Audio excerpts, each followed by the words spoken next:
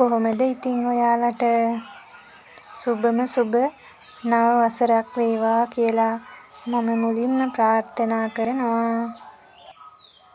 ඉතින් අද මං ඔයාලට පෙන්නන්නේ මගේ ඩුබයි රෝස වලට රෝගයක් හැදිලා. ඔය බලන්නකෝ, ඒ වගේ කොළ කොරඩෑ වෙලා වගේ මල් පිපෙන්නෙත් නෑ, චූටි චූටිවට තමයි කොළ හැදිලා තියෙන්නේ. අමුතුම එකක් වෙලා තියෙන්නේ. බලන්නකෝ ඉතින් ඔය වගේ ලස්සනට මල් පිපිලා තිබුණා කලින්.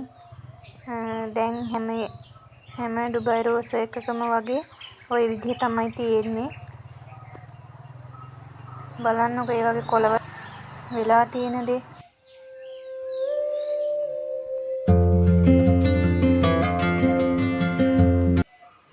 ඔයට තිබිලා ඉතින් ඊට පස්සේ වඳ වෙලා යනවා. ඔය ටයර් එකෙත් එහෙමයි. ටයර් එකටත් ඒවටත් හැදිලා තියෙන්නේ. බලන්නකෝ කලින් ටයර් එකේ ලස්සනට මල් පිපිලා තියෙන විදිහ. කොච්චර ලස්සනට තිබුණාද ඉතින්. හරිම ලස්සනට මල් පිපිලා තිබුණා. දැන් නම් ඉතින් ගන්නම වැඩක් නෑ. දිලීරනාශක ටිකක් පසට එකතු කරලා බලන්න ඕනේ හරියයිද කියලා. මං කලින් එකතු කරේ මේ කොළවලට විතරයි එකතු කෙරුවේ. කලින් තිබුණු විදිහයි දැන් තියෙන විදිහයි දැක්කහම මට මාර දුකයි. ඔය තින්ත ටින් එකක හදලා තියෙන එකෙත් ටික ටික හැදිලා තිබුණා. ඊට පස්සේ මම ඒවා කඩ කඩ අයින් කරා. ඒකෙන් ඒකට ගොඩාක්ම බෝ වුණේ නෑ. ඒක ටිකක් බේරිලා තියෙන හොඳට. ඒ වුණාට පොඩ්ඩක් විතර තියෙනවා වගේ. ඔය බාල්දියේ තියෙන එකෙත් එහෙම තමයි තිබුණේ.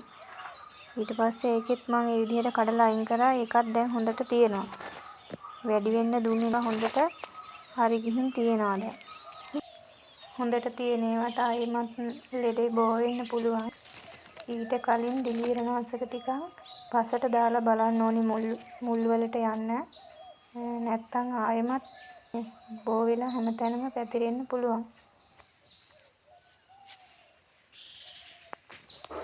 ජපන් රෝස වලට නම් ඔය ලෙඩේ හැදුනේ නෑ. ඒක හැදෙන්නේ ඩුබයි රෝස වලට තමයි.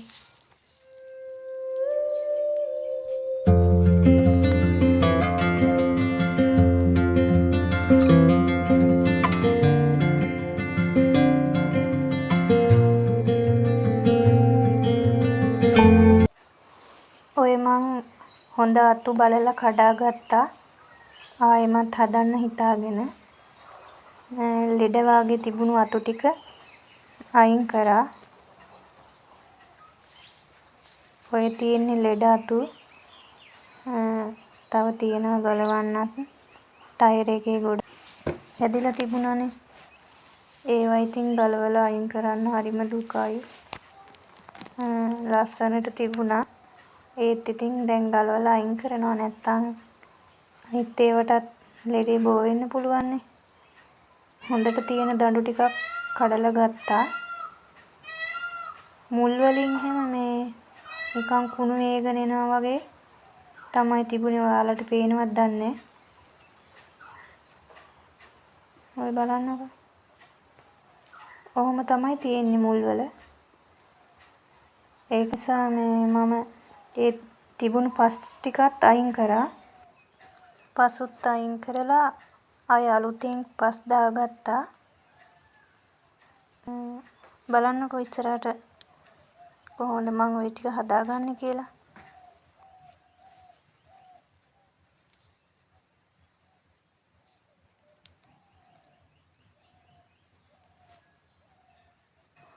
ඔක්කොම ටික ඉතින් ගලවන්න වුණා.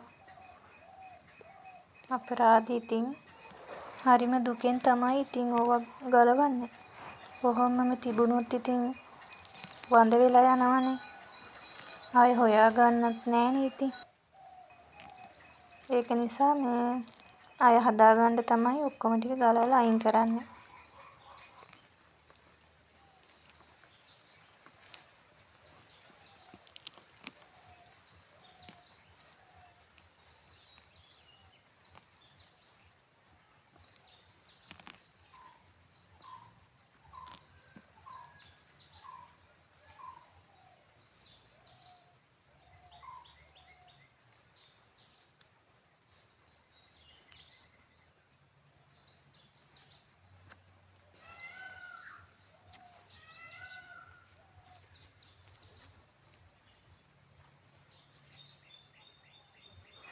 හොඳ අතු කෑලි තිබුණා.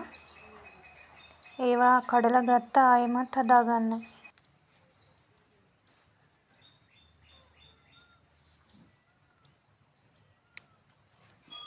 තිබුණු පස් ටික අයින් කර ආයෙමත් මේ අලුතෙන් පස් දාගත්තා. දාගෙන තින්ත පාරකුත් ගෑවා. ආයෙමත් අලුත් විදිහටම හදාගන්න. ඔන්න ඔය තල් කොටේ නම් හදලා තියෙන ඩුබයි රෝස වලට කිසිම රෝගයක් ඇවිල්ලා නෑ තාම. ඒවා හරිම ලස්සනට හැදිලා තියෙනවා. හොඳට තියෙනවා. ඒක නිසා ඒ වගේ හොඳ අතු කෑලි ටිකක් කඩලා ගත්තා ටයර් එකට දාගන්න. ඉතින් ලස්සන ඒ වගේ ලස්සනට මල් පිපිලා තියෙනවා. හොඳට හැදිලා තියෙනවා.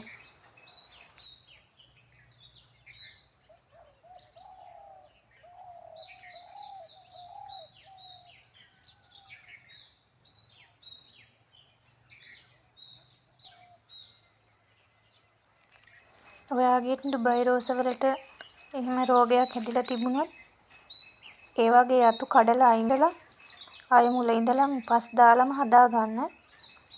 නැත්තම් මේ ආයෙමත් ඒක බෝ වෙන්න පුළුවන්.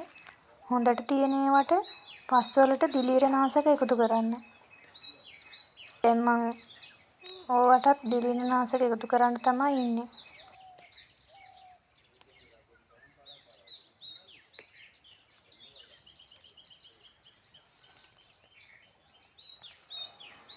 ඉතින් ඔය අතු කෑලි ටික මං හදන්නේ ටයර් එකේ හදලා තිබුණු එකේ.